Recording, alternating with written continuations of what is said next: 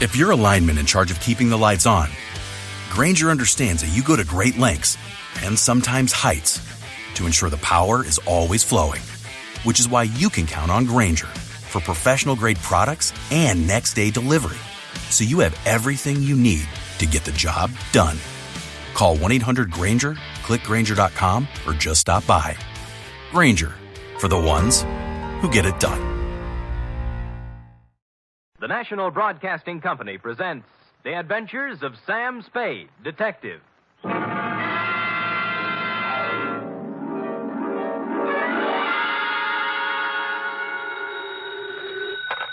Spade Detective Agency? Me, sweetheart. Oh, Sam.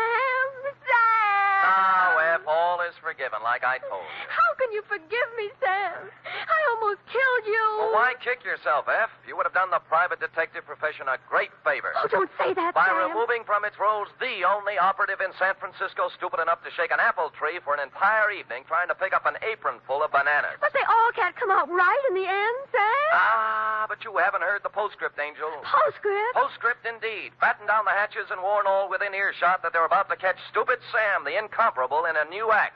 For during the next 29 minutes and 30 seconds, I shall don the mantle of Don Quixote, shoulder my battered lance, and tilt at windmills in an object lesson to the gullible entitled The Spanish Prisoner Caper.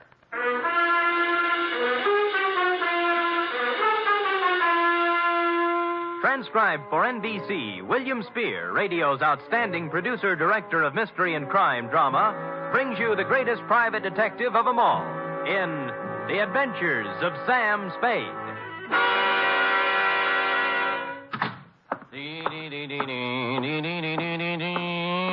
Effie? Yep. Sam, I don't know what... Oh, now, there, Angel. Don't cry, little girl. Don't cry. I'm so stupid. You might have been... Hush. Yes. We'll have no more of it here. But Not a word, not a word. Book, pencil. Yes, sir. Go ahead. Date, fill it in to Miss Marjorie Loveland, Brockhaven Apartments, from Samuel Spade, still license number 1375596. Oh. Down, F.A., down. Subject, the Spanish prisoner caper. Dear Marjorie. When they made you, darling, they threw the mold away. In this day of the emancipated, self-sufficient, 100% competent female, it came as a fresh breeze and a boost to my masculine ego to run across a lady, white-haired and fragile withal, who needed protection. After meeting you, I knew what the fellow had in mind when he wrote, "Heaven will protect the working girl." As a matter of fact, you could have been the very girl, since you and the song were about the same vintage. Do please sit down, Mr. Spade. May I fix you some tea? No, thanks. I planned to come to your office, but I decided I just couldn't risk going out at this time. Oh, why's that? Well, he might come, you see. And I'd never forgive myself if I was out. Oh, who's this? Senor Palmera. Oh. Oh, he's more than a week overdue now, and I'm on pins and needles. I gave him my address here at the Brockhaven. But there's the Brocklebank and the Brockhurst and the Brockmorton and the Brock. Yeah. It would be so easy for him to become confused, being a stranger in town. Well, I'm a native. I'm confused myself. Well, I thought perhaps you could locate him. He should be back from Mexico by now with Don Luis. Don Luis. Dear me. So many things could happen to them. Walking the streets with all that money. What money? The gold and the precious gems. How about starting all over again? Why? Haven't I made myself clear, Mr. Spade? Well, I have the end fairly straight, yes, but if you'll give me the beginning, we'll have everything. Well, I suppose the beginning was 3 weeks ago. Where? In the lobby of the Grand Hotel for Women. I see. I was staying there temporarily while I was waiting for this apartment, you see. So? So, the day I got word I could move here, I packed up and had them take my things out to the taxi. Then I went to the desk and got my money from the vault. Oh, how much? $840. Cash? Yes, in bills. My annuity money had just come from the East. Well, I just put the bills in my purse and was starting out the door when it happened. This voice came over my shoulder. A soft Latin voice saying, Senorita, I come to you on a matter of terrible urgency. And lo and behold, it was Senor Palmera. How did you know? Oh, I have a feeling for those things. Go ahead. Well, His uncle, Don Luis Alvaro, was in terrible trouble, he said. In prison in Mexico City on some sort of trumped-up political charge. Ah, and the family, though noble, was financially impoverished. Yes, except... Except for a casket containing the family jewels and an assortment of priceless heirlooms, all hundreds of years old, hand-wrought of the finest virgin gold. Mr. Spade, however... Said caskets and its precious hoard being hidden away in a secret place known only to Don Luis. All he needs is a paltry $840. It was 1,000. I went to the bank. A paltry $1,000 to bribe a jail official, and presto, Don Luis goes free, unearths the casket, and rewards you with an ample share of the family treasure. Mr. Spade, you've talked to Senor Palmera. Nope. How badly do you need the dough? Need it? Why, good heavens, Mr. Spade. It's all I have until next June. There's a small pension from the school board in Keokuk, but dear me, I don't know just how... Mr. Spade, do you mean he isn't coming back with my money?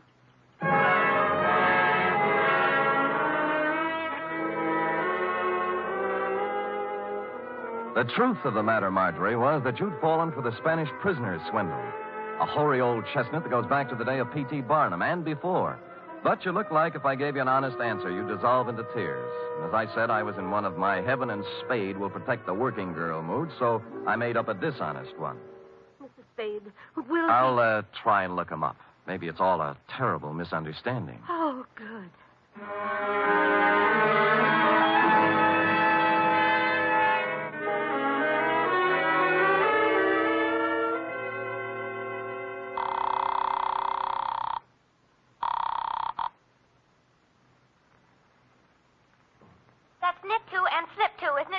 Effie? Free? What'd you say? Miss Perrine. Oh, Sam Spade, Detective Agency. Mr. Spade is... This is Mr. Spade, charming one. Oh, Sam, I'm sorry. Yes. Dorothy's here, and I'm trying to learn to knit argyle socks. Oh, fine. Drop all stitches and look in the file for me, will you? I remember getting a circular a while back on a con man who was running the Spanish prisoner around here. What would it be under, Sam? Spanish prisoner? Con games, obsolete. Get out the file. Oh, just a minute. It's Sam, Dorothy. Count those stitches while I look in the file. Confidence games. Oh, here. You told me to knit two and slip two, I'm sure. Sam! Yeah? I found it. His name's Pedro Rodriguez. Rodriguez? There's no address, but it says he habitually associates with somebody named Lolita Montoya. Sounds Spanish. Slightly. Any address for her? 615 Mason Street. Fine. And that's all there is, Sam. Oh, golly, I'm so mixed up with these darn argyles. Oh, what's so tough about that? Well, you ought to try it sometime. What row are you on? 27th. Knit 3 and slip 1, she says, and I... She's wrong. Knit 2, slip 1, knit 1, pass 1, and knit 1. You got it? Sam! How versatile! Nothing at all. I've been going out with a gray lady.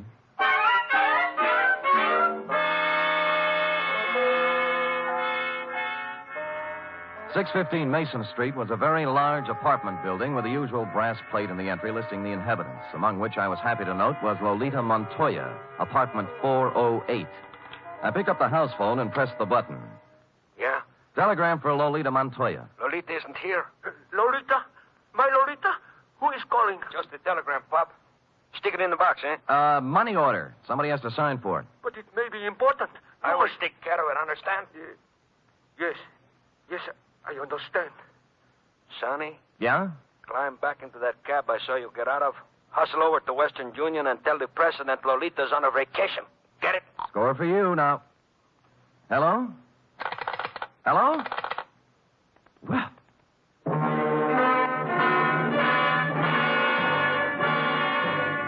Nothing daunted, I punched a few bells until one of the less suspicious tenants gave me the front door buzz, walked in, and took the automatic elevator to the 4th floor. Or I should say toward the 4th floor, since halfway between the 3rd and 4th, she quit cold. The elevator, that is, but there were devices for such things. I pushed the button marked emergency, and it took me only 50 minutes to get out, assisted by the janitor, the manager, and 12 tenants. The doors on the 4th floor, it seemed, had been carelessly pried open and held that way by a magazine carelessly stuck in the crack. Continuing my stealthy approach to 408, I found my man and his pal had somehow sensed I was coming and run off without stopping to close the door. The apartment was filled with cigarette smoke and not much else, a bed, an empty dresser, and a table on which were One pot half full of foul black coffee, a little pointed gadget that looked like a nut pick, and a handful of metal shavings. I was contemplating what connection, if any, this had with your missing $1,000 when... Yeah? This is Stuyvesant, Pedro. I just wanted to inquire how everything is coming along, if at all. See, great. How much? Well, there's 1,000. Is it good? Oh, gee, boy, what do you think? Pedro, this here is joyous news. Like you said, Pedro, our Spanish prisoner is a valuable man. Huh? I must hustle over to the lighthouse and inform Lolita. Lighthouse? She has been very conscientious in the role, Pedro, very. Oh, see, great. It's not every girl who would sell out her grandfather so readily, Pedro. Nope. We must not take Lolita for granted. I will give it a new rumble, and we'll see you tonight at Simplex. Right? See, right. Au revoir, Pedro. Au revoir? What au revoir? Oulé, Stevie.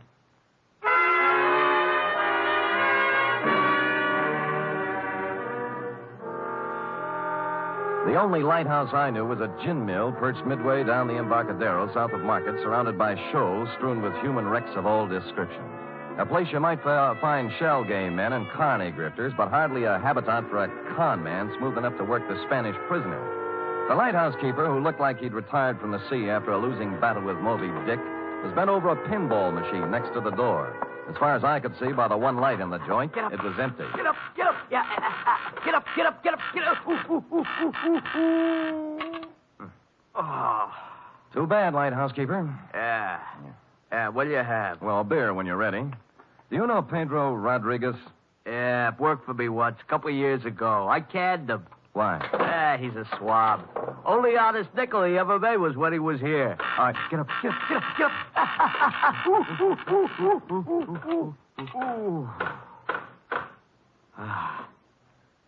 Thanks. No. Yeah, crooked swab is Pedro Rodriguez. He's up to something right now, if you ask me. Spanish prisoner? Oh, you mixed up in it too, huh? Nope, I just want to be. How does it go? Well, I don't know much about it, only it seems to smell. See, Pedro was sitting at the bar the other night with another swab, talking about an old Spanish gent who's going to make him $1 million. Just come over from Spade. Get up, get up, get up, get up.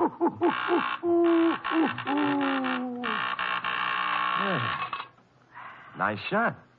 Body English, pure and simple. Yeah, so what about the Spanish gent? Well, I didn't hear no more about that. Hey, I'll tell you what you do. You ask Lolita about it. Anything Pedro is mixed up in, she generally knows about. Good. Where do I find Lolita? Let's see. I ain't sure whether it's the third or the fourth. Third or fourth what? The booth from the back there. Oh. She's been sitting there all night writing letters. You better be careful, though. She got an awful temper. Thanks, lighthouse keeper. How about the beer? Sure. Hey, Larry, draw one.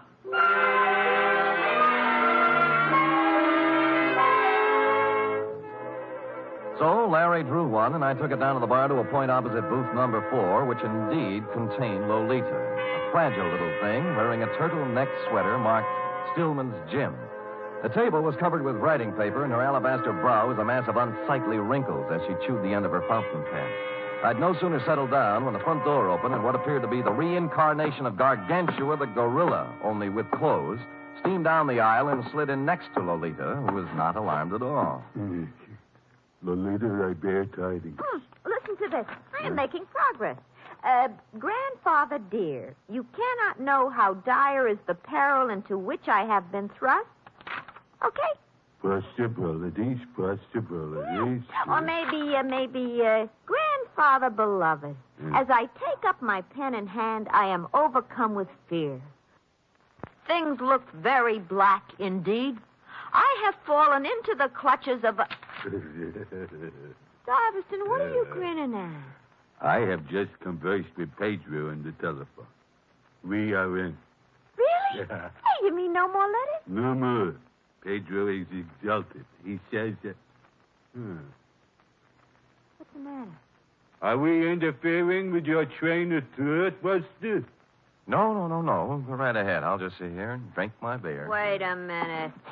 Now, look, George, there is plenty of bar down near the front door. Leave him be, Lolita. He's just a schmuck. I'm not so sure. He's got an honest look about him I do not like. What is on your mind, George? Pedro. Pedro, huh? Yeah, he's getting careless. Shortchanged a friend of mine $1,000. How does this figure? This man is subtle, Stivey. You are anxious to put the bite on Pedro for $1,000, right? Huh? That is, unless Pedro wants to take a 5-year rap, it's up to him. 5-year rap for what? Stupidity. They ought to know better than to try to get by with a Spanish prisoner, honey. Spanish prisoner. He knows. What did I tell you? It's a shakedown. Oh, you... Relax, Stuyvesant. Violence will get you nowhere. Out of my way, Stuyvesant. I'll show this tin horn. Lay off, Lolita, not the gun. I said get out of my way. You better let me have it, baby. Lolita, temper.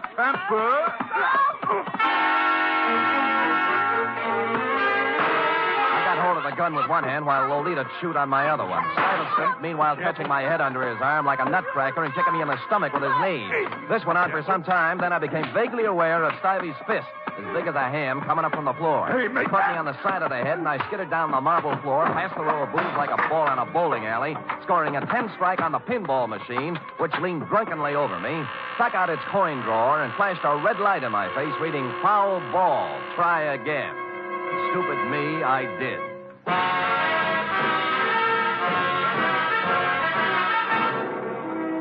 You are listening to the weekly adventure of radio's most famous detective, Sam Spade.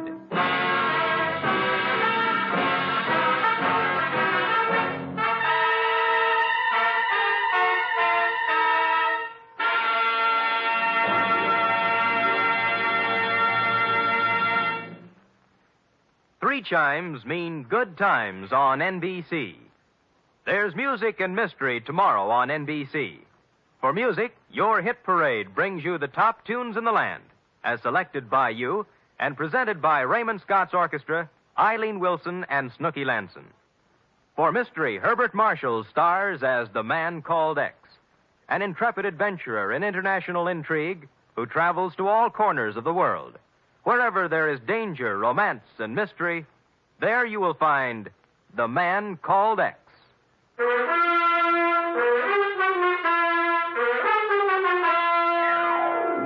And now back to the Spanish Prisoner Caper, tonight's adventure with Sam Spade.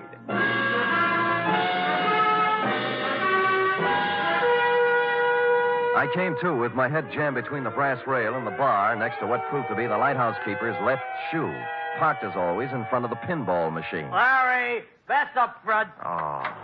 Get up, get up, get up, get up, get up. Where are they? Top hole is all filled with 3 balls to go. Congratulations. How about Lolita and the mug? Oh, Deb. All right, get up, get up, get up, get up, get up, get up. Oh, Deb? Took off, blast them. I had 780,000 points run up, and they had to go and throw you at the machine, cause a tilt. And Larry!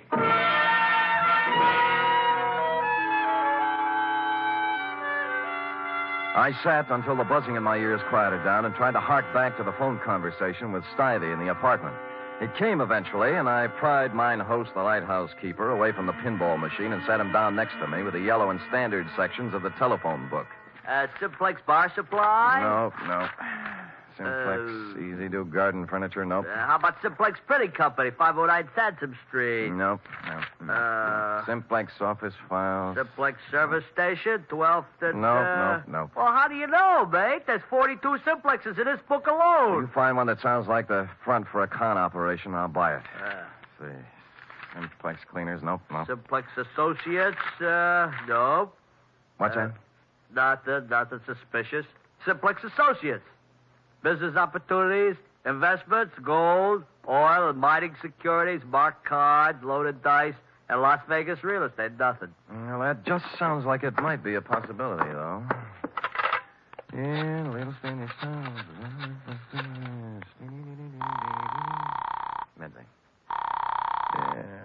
Homicide, Dundee. Sam Dundee, do me a favor, will you, pal? What? Run across the hall and check the bunco files. There's an outfit called Simplex Associates. Well, what's it about? Well, it started out as a con game. A grifter took my client for $1,000 on the Spanish prisoner. Spanish prisoner, Bunker? Yeah. Well, what's that got to do with me? Call Bunker yourself, Sam. They're closed down at this time of night, Dundee. Be a sweetheart now, I'm will no you? sweetheart. I'm a homicide lieutenant, and I don't run a service agency for private detectives. Unless there's a corpse in it. You can take your business elsewhere. Dundee, look.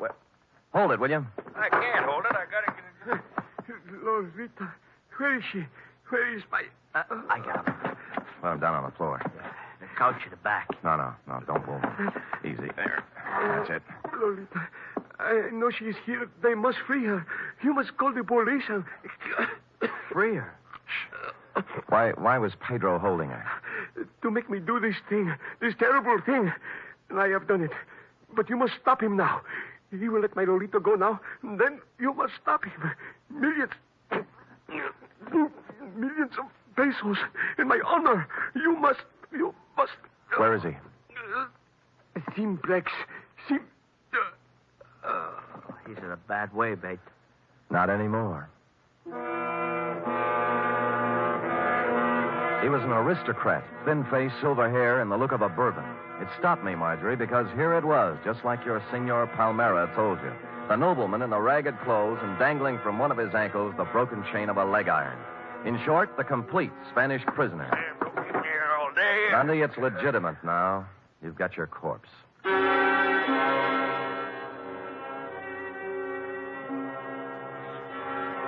There was nothing on him to indicate who he was or where he came from, but I had a feeling I'd seen him before.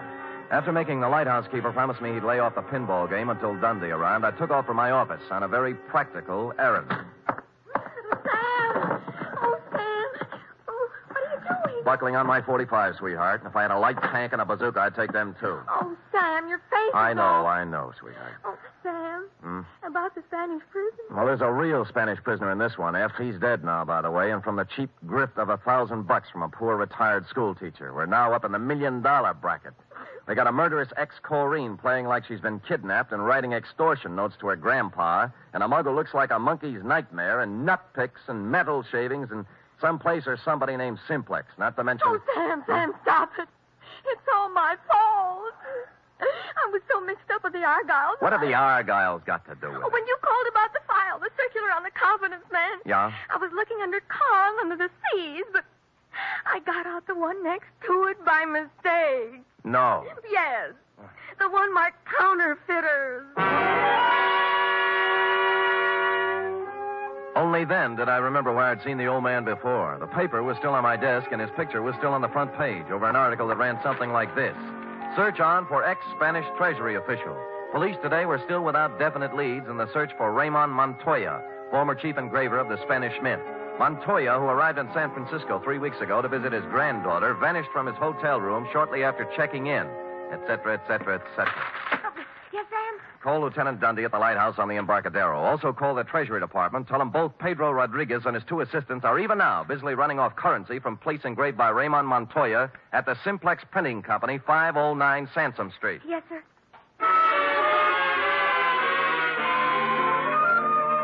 Mexican pesos it was, by the basketful. And the Treasury dicks agreed it was a happy thing for Mexico that Ramon had kept his engraver's tool on the right side of the law up to now.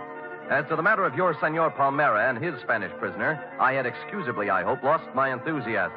And so it was, Marjorie, that I walked into the Palace Hotel lobby a couple of hours later to call you. Yes, sir? I'd like some nickels to phone, please. Why, sir. Shall I? No. They're phony Mexican bills. Oh, dear. Dear me. Oh, good heavens. You shouldn't show money around like that. I just stuck them in my pockets for evidence. Forgot to turn them over to the Treasury. Here we are. Here's the dime. Yes, sir. And here you are. Thank you. Hey, senor. You dropped some big money.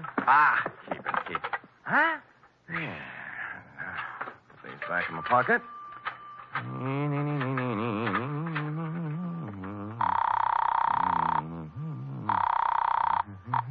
Excuse me, please, senor. Hey, John, look, I want to talk on you. Hello? Marjorie, this is Sam Spade. Look, senor, I got to talk Oh, to you. Mr. Spade, did you find him? I'm sorry, Marjorie. I beg your pardon, senor. Just a minute, Marge. Now, look, buddy, you can have the phone in a minute. Now, will you relax? You mean my money is gone. I'm afraid so, Marge. It's an expensive lesson, but it's worth it if you remember, honey. From now on, never flash your money in public places. Senor, please. I'm almost through. Will you wait a minute? And never trust strangers, Marge. The world is full of sharks looking around for easy, middle-aged ladies with bankrolls. But he seemed so honest, Mr. Spade. That's the trouble. The way he came up to me and said, Senorita, I come to you on a matter of terrible urgency. I know. He saw your bankroll and he figured... you on a matter of terrible urgency. Figured you look like an easy mark, Marge, so... Senor? Just a minute, Marjorie. What did you say? I say I come to you on a matter of terrible urgency. My uncle, Don Luis Alvarado, he's in awful trouble. Oh? Oh, there's going to be great rewards, senor, if you help us. You know, we just might be able to work something out.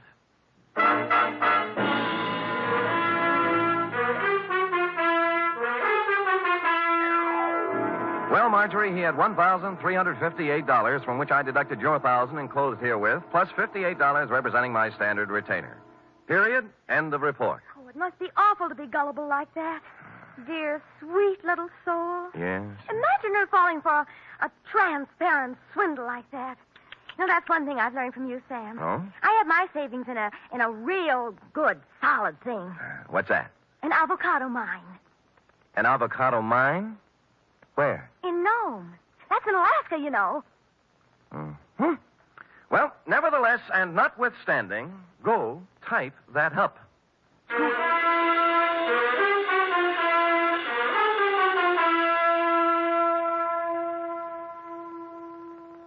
Three chimes mean good times on NBC.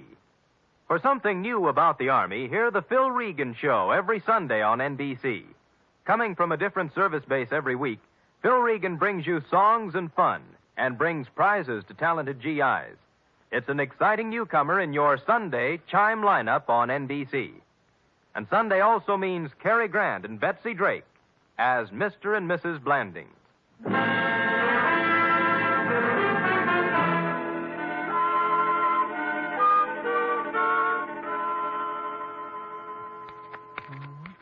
Here it is, Sam. Why, Sam. A knit 2, purl 3, slip 1, and knit 1, you see? How many rows did you do? I'm on 57. Are you sure you're right, Sam? Well, look at it. Have you ever seen such argyle? Well, that's what I mean, Sam. They sort of billow out, don't they? Well, who cares? That guy you're making them for probably won't appreciate him anyway. But they have to fit, Sam. Well, look at that. It'll make a perfect sleeping bag for a fat cat. Now, tell him your boss lost them up. But, Sam... Oh, dear. What's the matter? Well, it was going to be a surprise. Therefore, No. Yes? Well, I'll treasure him, sweetheart. They're beautiful. Just what I wanted. That's my boss. Good night, Sam. Good night, sweetheart.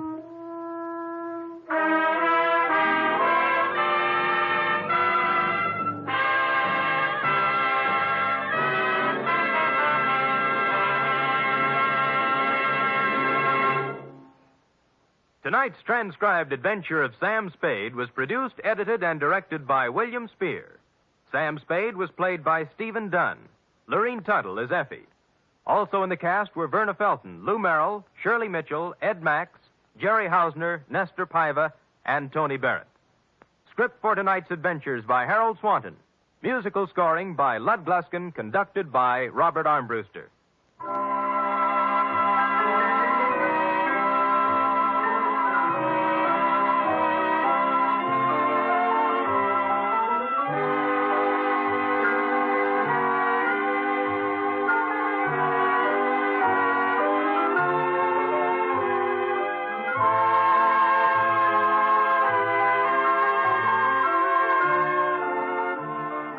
Join us again next week, same time, for another adventure with Sam Spade. For more mystery excitement tomorrow, it's The Man Called X on NBC.